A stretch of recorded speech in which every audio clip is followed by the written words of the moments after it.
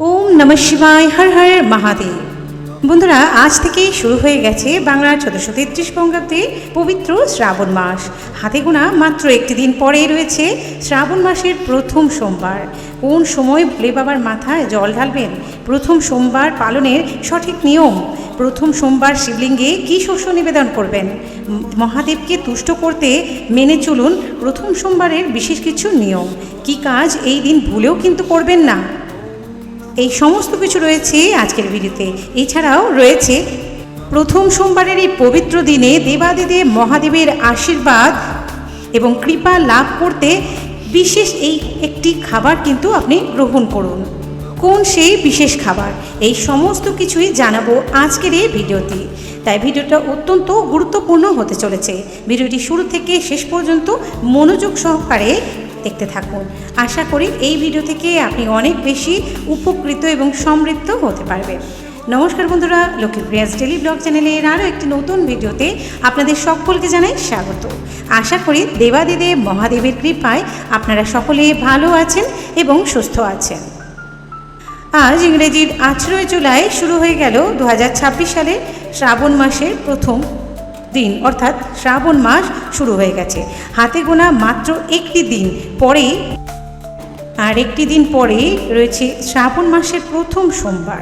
ইংরেজি 2026 20 জুলাই, বাংলা 1433 বঙ্গাব্দে 3রা শ্রাবণ পালিত হবে প্রথম শ্রাবণ মাসের সোমবার।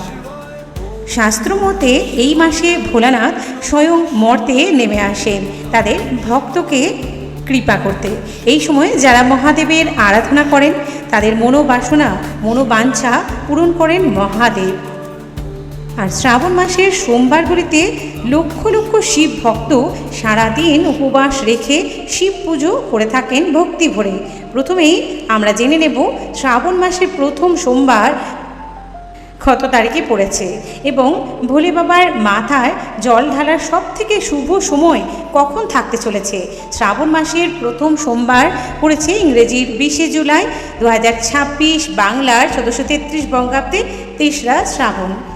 দেবাদিদেব মহাদেবের আরাধনার জন্য এই দিনে সর্বশ্রেষ্ঠ শুভ সময় বা পুজো করার শ্রেষ্ঠ মুহূর্ত হল সকাল 7টা 17 থেকে সকাল 9টা 5 পর্যন্ত এবং প্রদোষে সন্ধে 7টা বেজে 16 থেকে রাত 9টা বেজে 21 পর্যন্ত। এবার আমরা জেনে নেব যে শ্রাবণ মাসের প্রথম সোমবারের ব্রত পালনের সঠিক নিয়ম। শ্রাবণ মাসের প্রথম সোমবার অত্যন্ত গুরুত্বপূর্ণ হয়। বলা হয় এই দিন ভক্ত যদি সৎভাবে ভক্তি ভরে ব্রত পালন করেন, ভক্তি ভরে শিবের পুজো করেন, অর্চনা করেন, তবে ভোলে বাবা তার ইচ্ছা কিন্তু পূরণ করবেনই করবেন। এই দিন সকালে খুব তাড়াতাড়ি ঘুম থেকে উঠে স্নান সেরে নিন, পরিষ্কার পরিচ্ছন্ন, পারলে হালকা হলুদ রঙের বা সাদা রঙের পোশাক পরিধান করুন। এটি অত্যন্ত শুভ বলে মনে করা হয়। এই রঙগুলিকে যেখানে পুজো করবেন সেই পুজো স্থান পরিষ্কার করে রাখুন, সেখানে গঙ্গা জল কিংবা গোমূত্র ছিটে দিন। ভগবান শিব, মাতা পার্বতী এবং গণেশজির মূর্তি স্থাপন করুন। শ্রাবণের পবিত্র মাসে বেলপাতা, ধুতরা ফুল, আকন্দ ফুল, ভাং, দুধ, দই, ঘি, চিনি, গঙ্গা জল এটি মিশিয়ে পঞ্চামৃত তৈরি করুন। ফুল, ফল, মিষ্টি, প্রদীপ এবং চাল ইত্যাদি দিয়ে পুজো করা শুভ বলে মনে করা হয়।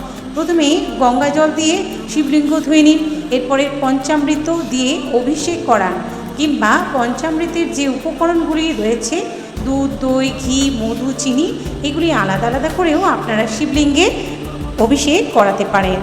এরপর আবার গঙ্গা জল দিয়ে শিবলিঙ্গ ধুয়ে পরিষ্কার করে নিন।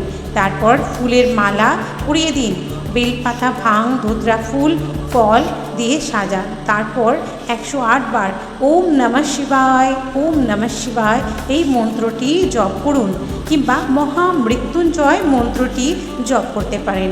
ওম ত্র্যম্বকং যজামহে সুগন্ধিম পুষ্টিবর্ধনম উর্বারুকম এব বন্ধনানো মৃত্যুর্মোক্ষ্য মামৃতাৎ। এই মন্ত্রটিও আপনি 108 বার উচ্চারণ করতে পারেন বা শিব চল্লিশাও পাঠ করতে পারেন। প্রদীপ এবং ধূপ জ্বালিয়ে আরতি করুন, ভগবানকে ফুল মিষ্টি অর্পণ করুন, এরপর প্রসাদ সকলের মধ্যে বিতরণ করুন। নির্জলা উপবাস রাখলে পরের দিন সকালে সূর্যোদয়ের পর ফল কিংবা সাত্ত্বিক আহার গ্রহণ করে ব্রত ভঙ্গ করুন। এবার আমরা জেনে নেব যে শ্রাবণ মাসের প্রথম সোমবার শিবলিঙ্গে কোন শস্য নিবেদন করবেন এবং এর ফলে কি উপকার হবে। যারা আর্থিক সমস্যায় ভুগছেন, উন্নতি হচ্ছে না, এর সঙ্গে সুখ শান্তি থাকছে না, তারা ওই দিন শিবলিঙ্গে এক মুঠো আতপ চাল অক্ষত দেখবেন, যাতে আতপ চালটি ভাঙা না থাকে বা পোকা না লাগে, সেটি রেখে দেবেন, সেটি অর্পণ করুন। এবং এর পাশাপাশি অবশ্যই খেয়াল রাখবেন ওই চালগুলি যেন গোটা থাকে, অর্থাৎ অখণ্ড থাকে। এই অখণ্ড আতপ চাল নিবেদন করবেন। এটি করলে এই সংক্রান্ত সমস্যা কিন্তু, আপনার যে আর্থিক সমস্যায় ভুগছেন সেটি কিন্তু মিটে যাবে। শ্রাবণ মাসে প্রথম সোমবার পুজো করার সময় বেশ কিছু নিয়ম রয়েছে, যেগুলি মানলে দেবাদিদেব মহাদেব খুব সহজেই আপনার প্রতি তুষ্ট হয়ে যাবে। যেমন শ্রাবণ মাসে ব্রত করার সময় ঠাকুর ঘর যেন অবশ্যই পরিষ্কার পরিচ্ছন্ন থাকে। পুজোর সময় ঘর অন্ধকার রাখা একদম উচিত নয়, ঘর সবসময় আলোকময় করে রাখবেন। শিব পুজো করার সময় অনেকেই সারাদিন উপবাস রেখে সন্ধেবেলায় পুজো করেন, কিন্তু শ্রাবণ মাসের পুজো সকালে করে নিলেই ভালো, বা পুজোর যে সময় রয়েছে, শুভ সময় রয়েছে, সেই সময়ের মধ্যে পুজো করবেন। শ্রাবণ মাসের প্রথম সোমবার নির্জলা উপবাস বা ফল খেয়ে পুজো করলে বেশি উপকার পাওয়া যায়। তবে অনেকেই পুজো শেষে খাবার গ্রহণ করেন, সেক্ষেত্রে যদি সাত্ত্বিক সবজি ভাত বা সবজি খান, সেই তালিকায় কিন্তু আলু, লাউ, কুমড়ো অবশ্যই রাখুন। এই দিন যতটা সম্ভব সৎ আচরণ করুন, কাউকে মনে কষ্ট দেবেন না, দুঃখ দেবেন না, কাউকে কটু কথা বলবেন না। শিব পুজোর সময় অবশ্যই ঘি, মধু, সিদ্ধি, দুধ এবং গঙ্গা জল দিয়ে অভিষেক করুন। বেলপাতা, ধুতরা এবং আকন্দ ফুলে শিবের সবচেয়ে প্রিয় এই জিনিসগুলো পুজোয় অর্পণ করতে ভুলবেন না। শাস্ত্রবর্ণিত নিয়ম অনুযায়ী প্রথমেই শিবলিঙ্গে দুধ, দই অর্পণ করুন, তারপরে অর্পণ করুন পরিষ্কার জল। এক্ষেত্রে গঙ্গা জলও অর্পণ করলে মহাদেব অত্যন্ত প্রসন্ন হন। শ্রাবণ মাসে প্রথম সোমবার শিবলিঙ্গে এক মুঠো আতপ চাল অবশ্যই অর্পণ করবেন এবং এর পাশাপাশি জব অর্পণ করলেও খুব শুভ ফল পাবেন। শিব পুজো করার আগে সূর্যদেবকে জল অর্পণ করুন, অর্ঘ্যদান করুন, এটি খুব শুভ বলে মনে করা হয়। এবার আমরা জেনে নেব যে শ্রাবণ মাসের প্রথম সোমবার শিব পুজো করার সময় কি করতে নেই। শিব ঠাকুরকে কখনোই কেতকী ফুল অর্পণ করতে নেই, তুলসী পাতা শিব পুজোয় ব্যবহার করবেন না। শিব পুজোয় সব কিছু সাদা রঙের জিনিস ব্যবহার করার চেষ্টা করবেন। শ্রাবণ মাসে প্রতিটি সোমবার অবশ্যই পুজো করার চেষ্টা করবেন। যদি কোনো কারণে পুজো নাও করে থাকেন, তাহলে তামসিক খাবার কিন্তু গ্রহণ করবেন না। এই দিন চুল, না দাড়ি, নখ কাটবেন না, অর্থাৎ ক্ষৌর কার্য করবেন না, কাউকে কটু কথা বলবেন না, কাউকে অপমান করবেন না। আপনারা প্রত্যেকেই চেষ্টা করবেন শ্রাবণ মাসে প্রত্যেকটি সোমবারে দেবাদিদেব মহাদেবের ব্রত উপবাস পালন করার। বন্ধুরা, শ্রাবণ মাস অত্যন্ত পবিত্র মাস। এই মাসে পুজো, জপ, তপ, ধ্যান, দান অত্যন্ত গুরুত্বপূর্ণ ভূমিকা পালন করে। যা করবেন তার কিন্তু খুব পুণ্য লাভ হবে, আপনার জীবনে সৌভাগ্য বৃদ্ধি করবে। তো বন্ধুরা, এবার আমরা জেনে নেব যে শ্রাবণ মাসের এই প্রথম সোমবারে আপনি যদি এই একটি মাত্র খাবার যদি গ্রহণ করতে পারেন, তাহলে দেবাদিদেব মহাদেবের আশীর্বাদ এবং কৃপা সর্বদাই আপনার উপর বজায় থাকবে। আপনি যেমন সারা বছর সুস্থ নিরোগ থাকবেন, ঠিক তেমনই আপনার জীবনে পরম সৌভাগ্য লাভ হতে বেশি সময় লাগবে না। বন্ধুরা, আপনারা যদি এই সোমবারে, শ্রাবণ মাসের এই প্রথম সোমবারে এই খাবারটি গ্রহণ করতে পারেন, তাহলে আপনাদের সৌভাগ্য লাভ কিন্তু নিশ্চিত। এছাড়াও আপনার জীবনে এত পরিমাণে আর্থিক উন্নতি আসবে যা আপনি কল্পনাও করে ভাবতে পারেননি। বন্ধুরা, আমরা কিন্তু প্রত্যেকেই চাই দেবাদিদেব মহাদেবের আশীর্বাদ লাভ করতে। দেবাদিদেব মহাদেবের আরেক নাম হচ্ছে আশুতোষ, কারণ দেবাদিদেব মহাদেব ফল পেতেই সন্তুষ্ট। আপনি যদি দেবাদিদেব মহাদেবকে একটি বেলপাতা, একটু গঙ্গা জল এবং একটি ফুল যদি অর্পণ করে, বাবা তাতেই সন্তুষ্ট। বন্ধুরা, আজ আমি যে বিশেষ খাবারটির কথা আপনাদেরকে গ্রহণ করতে বলবো, তার আগে আপনাদের বলে রাখি বন্ধুরা, এই শ্রাবণ মাসে প্রত্যেকটি সোমবার আপনারা শিবের উপবাস কিংবা পুজো অবশ্যই করবেন।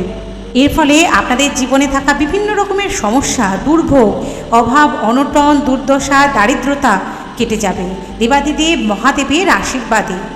তাই অবশ্যই শ্রাবণ মাসের সোমবার করে বাবা দেবাদিদেব মহাদেবের পুজো করবেন বা উপবাস রাখবেন।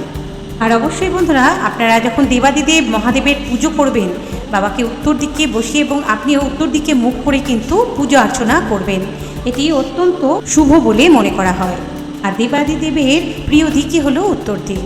আর এই দিন অবশ্যই বাবা দেবাদিদেব মহাদেবের সামনে একটি গাওয়া ঘিয়ের প্রদীপ প্রজ্বলিত করবেন। এর ফলে আপনার জীবনে থাকা দারিদ্রতা কিন্তু কেটে যাবে। তো চলুন বন্ধুরা, এবার আমরা জেনে নেব কোন খাবারটি এই শ্রাবণ মাসের প্রথম সোমবার থেকে যদি আপনি খান, তাহলে আপনার জীবনে কিন্তু দেবাদিদেব মহাদেবের আশীর্বাদ লাভ করবেন। খাবার এই জিনিসটি তৈরি করার জন্য আপনাদের কি কি উপকরণ লাগবে চলুন এবার জেনে নেওয়া যাক। এই তৈরি করার জন্য আপনাদেরকে আলু চাল, মুগ ডাল, আলু এবং কিছু শাকসবজি। এই শাকসবজি অবশ্যই কিন্তু আপনাদেরকে গরম জলে ফুটিয়ে নিতে হবে। এই কয়েকটি উপকরণ দিয়েই আপনাকে যেই খাবারটি তৈরি করতে হবে। আপনাদেরকে হবিষান্ন রান্না করতে হবে বন্ধুরা। এই হবিষান্নের কথা আপনারা কম বেশি সকলেই হয়তো জানেন। এই সমস্ত উপকরণ দিয়ে কিন্তু আপনাকে এই হবিষি রান্না করতে হবে। এক্ষেত্রে বিশেষ কয়েকটি সতর্কতা আপনাদেরকে মাথায় রাখতে হবে। এই রান্নাতে আপনাদেরকে কিন্তু লবণ ব্যবহার করা চলবে না, সম্পূর্ণরূপে নিষিদ্ধ। আপনি যদি নিতান্তই লবণ ছাড়া না খেতে পারেন, সেক্ষেত্রে আপনাকে সন্ধক লবণ সহযোগে এই রান্নাটি করতে হবে এবং এই খাবারটি গ্রহণ করতে হবে। মনে রাখবেন বন্ধুরা, এই খাবারটিতে কোনোভাবে কিন্তু সর্ষের তেল ব্যবহার করা চলবে না। এতে আপনি শুদ্ধ গাওয়া ঘি ব্যবহার করতে পারেন। অনেকের মনে এখন প্রশ্ন থাকতেই পারে যে আমরা তো ঘি খাই না, তাহলে আমরা কি করে খাবো? কিন্তু বন্ধুরা বলে রাখি, এক্ষেত্রে কিন্তু অন্য কোনো ধরনের নিয়ম নেই। যদি সম্ভব হয় তাহলে ঘি ছাড়াই আপনারা খাবারটি গ্রহণ করবেন। অল্প পরিমাণে হলেও গ্রহণ করুন, এটি অত্যন্ত শুভ বলে মনে করা হয় এবং দেবাদিদেব মহাদেবের কৃপাও লাভ করা যায়। আর এই বিশেষ হবিষান্নটি রান্না করতে হবে পিতল বা তামার পাত্রে। কোনোভাবে কিন্তু টিন বা লোহার পাত্রে বা ব্যবহৃত কোনো বাসনে কিন্তু এই হবিষান্ন রান্না করা যাবে না। নতুন বা ঠাকুরের কোনো বাসনে কিন্তু আপনি এটি রান্না করে গ্রহণ করতে পারেন। এই রান্নাটি ভক্তি, শ্রদ্ধা এবং শুদ্ধাচারে করতে হবে। কোনোভাবে খাবারটি যাতে এঁঠু না হয় সেদিকে নজর রাখতে হবে। এটি হবিষান্নটি রান্না করার পর দেবাদিদেব মহাদেবের উদ্দেশ্যে নিবেদন করার পরে এই খাবারটি আপনি গ্রহণ করবেন এবং বাড়ির সকলকে এই খাবারটি বিতরণ করবেন। আর এই খাবারটি আপনাকে কলা পাতায় খেতে হবে। এছাড়া থালা কিংবা অন্য কোনো পাত্রে কিন্তু আপনি এই খাবারটি গ্রহণ করতে পারবেন না। বন্ধুরা, এই বিশেষ খাবারটি যদি এই প্রথম সোমবারে পবিত্র শ্রাবণ মাসে আপনি গ্রহণ করতে পারেন, তাহলে দেবাদিদেব মহাদেবের আশীর্বাদ এবং কৃপা আপনার উপর সর্বদাই বজায় থাকবে। সারা বছর আপনি সুখ, শান্তি, সুস্থ শরীরে জীবনযাপন করতে পারবেন। এছাড়াও সারা বছর আপনি নীরোগ থাকবেন এবং আপনার জীবনে কখনোই কোনো বড় বিপদ আসবে না। দেবাদিদেব মহাদেব আপনার উপর সর্বদাই তার আশীর্বাদ বর্ষণ করতে থাকবে। তো বন্ধুরা, ভিডিওটি আজ এই পর্যন্ত। সকলেই ভালো থাকবেন। ভিডিওটি ভালো লাগলে একটি লাইক করে শেয়ার করে দেবেন এবং যারা চ্যানেলে নতুন রয়েছে অবশ্যই চ্যানেলটি সাবস্ক্রাইব করে পাশে থাকা বেল বাটনটি ক্লিক করে অল নোটিফিকেশান অন করে রাখবেন। দেখা হবে আর একটি ভিডিওর সাথে এবং কমেন্টে ওম নমঃ শিবায় কথাটি লিখতে একদমই ভুলবেন না। সকলে ভালো থাকবেন, সুস্থ থাকবেন। ওম নমঃ শিবায়, হর হর মহাদেব।